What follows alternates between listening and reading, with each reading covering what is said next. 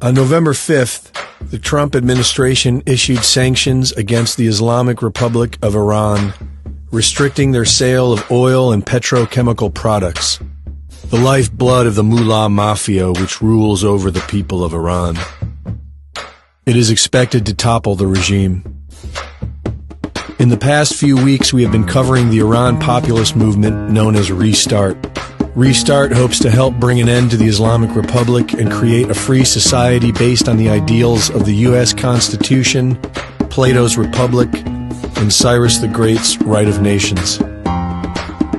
In our research, Restart seems to be the only populist movement in Iran, but there are two other opposition groups ready to seize power, and they both seem to be extensions of the very same regime they claim to oppose.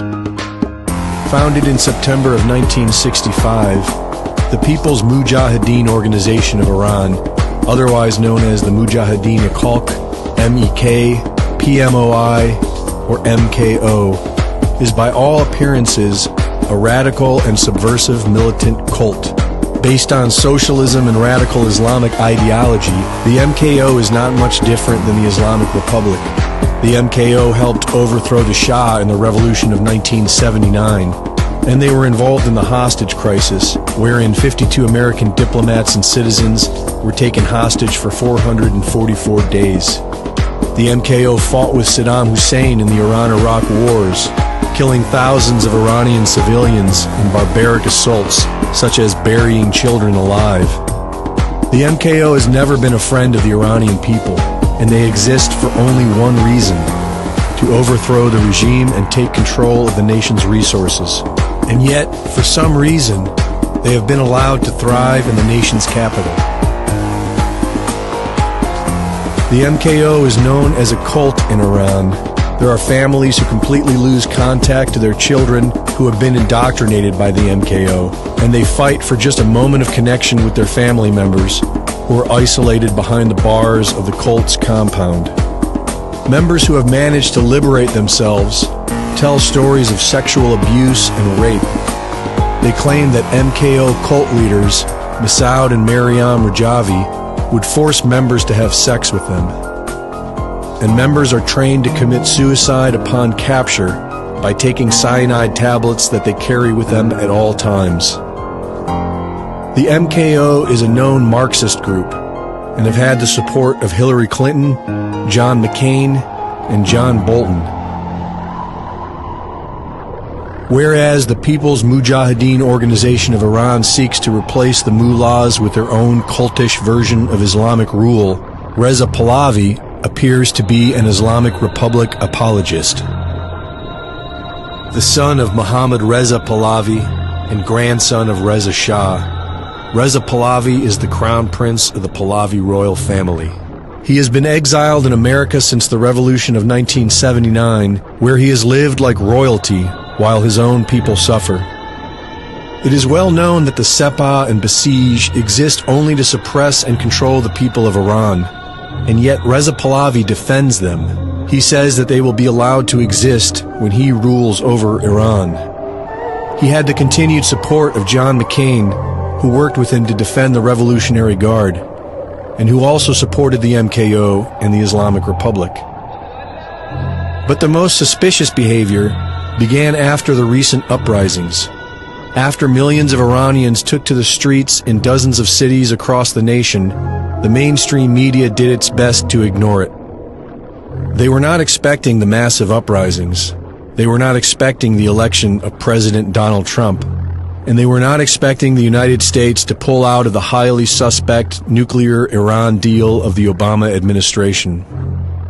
After the winter uprisings, Iran called upon Interpol to arrest the leader of the populist movement, Restart, Sayed Mohammad Husseini.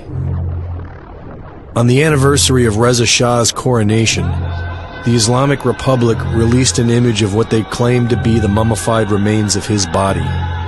And immediately following, the regime-controlled media began pushing the story, stirring up outrage, and pushing support for the Pahlavi royal family. Reza Pahlavi called for the people to take to the streets in a peaceful protest, but nobody did. The Pahlavi option is not a popular one in Iran. Reza Pahlavi was not gaining any traction. The people of Iran remembered how his father, Mohammad Shah, worked with the violent extreme mullahs, and how he silenced the peaceful Sufis. They remember how he allowed Russia and England to control Iran's resources, and they remember how he tortured the people of Iran. Reza Pahlavi is overwhelmingly seen as another puppet clown for globalist forces. Islah Taliban, known as the Reformist Party, seeks to merely reform the Islamic Republic, and most Iranians will agree that they are nothing more than the left wing of the Islamic Republic. Farashgard, otherwise known as Iran Revival, appeared out of nowhere in September of 2018.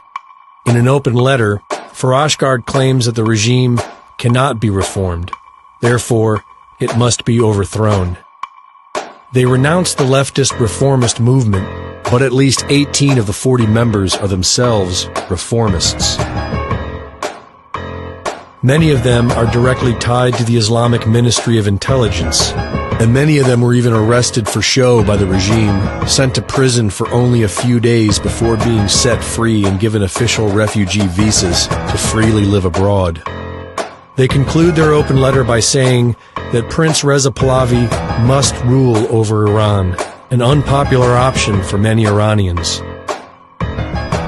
Farashgard has all the appearances of a political makeover, a way to spruce up the unpopular Reza Pahlavi to the Iranian people.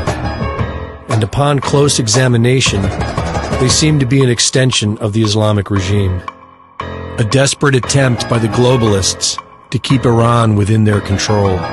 The current regime accuses President Trump of regime change, but it appears that all possible options on the table are nothing more than agents of the current regime. Do they hope to evade the populist restart movement by goading President Trump into supporting one of their proxies? Only time will tell. This is Greg Reese reporting for Infowars.com.